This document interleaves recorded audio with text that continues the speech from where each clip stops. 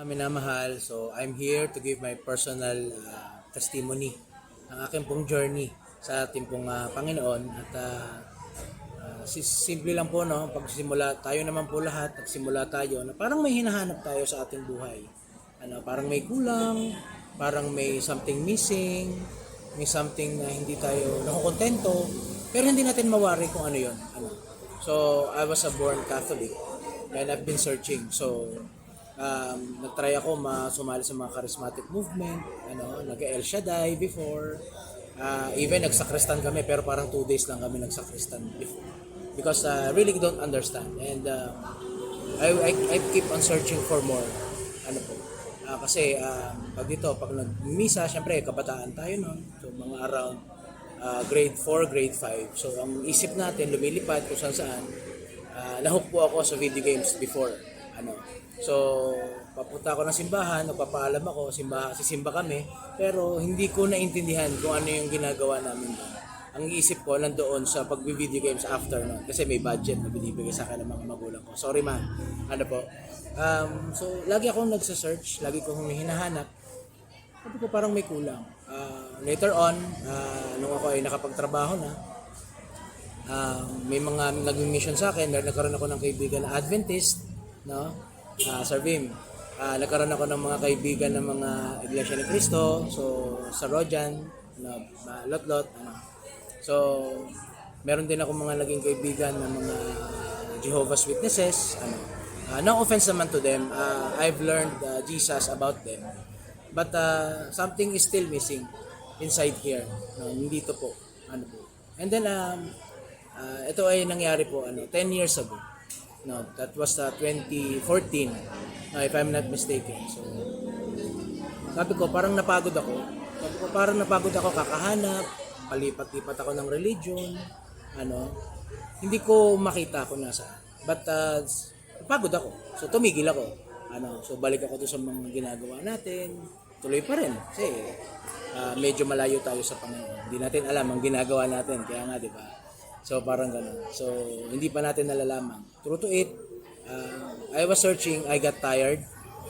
I stopped, and then the Lord found me. Only to realize, ako yung hanap ng hanap. Hindi pala siya ang nawawala. Ako pala yun. So ako pala yung lost na tinatawag. Parang gano'n. I was lost. So how can He find me when I was busy jumping from different places to places. So, may mga taong pinagbinigay po sa atin. So, through our Pastor Albert from Foursquare Gospel Church ng Kabuyaw, doon kami na-share. And also, mabanggit ko rin, I was also invited during that time, but probably medyo sobrang bata pa ako noon to Zion Bible Baptist Church ng ating pong butihing pastor na ang yumaong pastor Eddie Borja, ang aking pong tito, So, at aking unang teacher, si Tita Belen, So, I remember nung pinatayo mo ako, sabi mo, recite yung John 3:16. I did not know. I was 8 years old during that time. So, I didn't know what happened. But sabi ko nga po, it's a seed na nandito. Kaya siguro lagi ako naghahanap. So, ayun. So, only to realize, hindi pala ako yung kailangan maghanap, kung hindi, He will find me. Kasi I was the sheep that was lost. And I was so thankful to God na hinanap niya ako. At natsumpungan ako. Through these people na nagbigay sa akin ng enlightenment. Again, bumalik ako, I still search, I continued to know Him little by little through our Bible study sessions, through worship services, tinuruan nila kami properly mag-pray at magbasa ng Bible. Pag meron akong hindi naintindihan, tinatanong ko sila. So, ayun. So, I continued on. Siguro 10 years. Tuloy-tuloy, get to know Jesus. Sabi ko nga po. And up till now, Jesus is revealing Himself to me. Ang dami pa pong mga unknown. Sabi ko siguro nga hindi natin kayang saklawan ng ating isipan ang kaisipan po ng ating pong Panginoon. And I still continue that sweet fellowship with the Lord.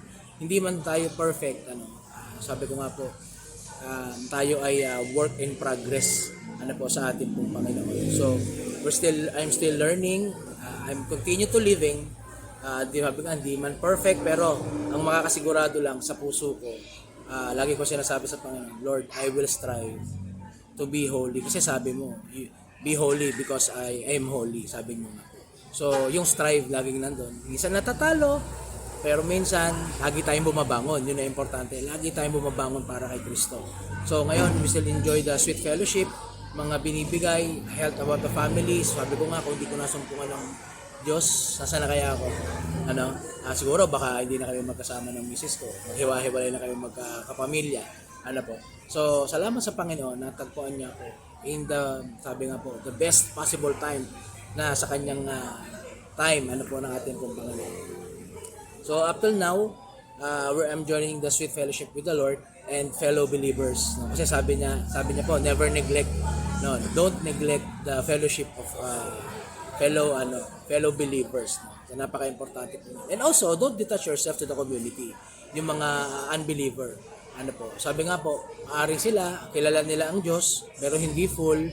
So, continue to live with them. So, dun natin may papakita yung light ni Jesus. So I believe in that our goal is to let Jesus light shine among them, among everyone. So mas magkaroon ng kalinawan ang bawat isa. So i-reflect yung light na nagmumula sa Panginoon. Hindi naman sa akin galing yung light na yun Yung knowledge, wisdom, power and all everything na galing kay Lord. So yun lang din yung sineshare natin, yung mga natututunan natin at nire-reveal sa atin ng Panginoon. And I believe hindi aksidente na naririnig mo yung testimony ko ngayon. So, sabi nga po, yun lang naman ang hamon natin. Let us all grow in faith together and let that faith overflow and impact generations. Kasi sabi nga po, doon sa faith na yon, doon tayo sisimulan ng Panginoon. At magre-reveal siya ng mga dapat gawin natin because we are a part of something ng ating pong church, ng ating pong Panginoon. Tawag dito, doon po tayo gagamitin. So, sabi nga po, may iba, may magpapastor, meron pong iba mag-evangelist. O baka tayo, tutulong lang tayo in their economy. Baka may matulong tayo. So, let God reveal kung ano yung mga dapat natin gawin. Kasi siya yung director ng buhay natin. Importante, mag-surrender tayo sa Kanya. So, lagi kong pinapupurihan ng Panginoon, all the glory and thanksgiving to our God Almighty. So, talagang sinasabi, tara, balik lang tayo palagi sa Kanya. So, thank you for listening and abangan niyo po iba pong mga uploads pa po natin. God bless everyone.